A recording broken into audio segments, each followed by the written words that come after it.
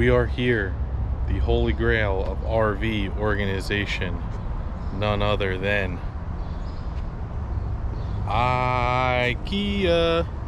So we are here finally after almost a year on the road full time to finally make it into IKEA to get half of the stuff that we've been wanting to get to help with our RV organization. So let's hope this goes well. We got a tape measure and a wallet. It's really all we need.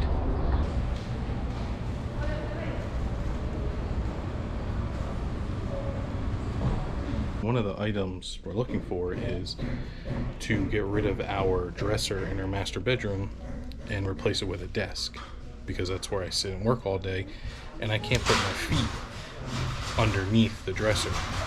The problem is that it has to be the exact width and depth. I'm sorry, not the width. It has to be the exact depth because our bed, when the slide comes in, touches the dresser. So that's the problem we're having, and I don't think IKEA is going to have what we need either.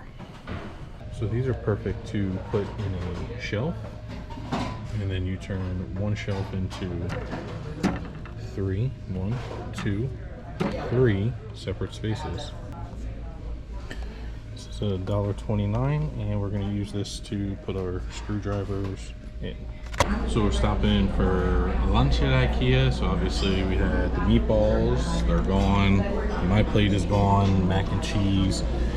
Obviously some slice of almond cake and some chicken tenders. With barbecue and ketchup. Barbecue and ketchup, but it was okay. It wasn't as good as what everybody made it out to be. There was a lot of excitement going into it, but zero excitement leaving.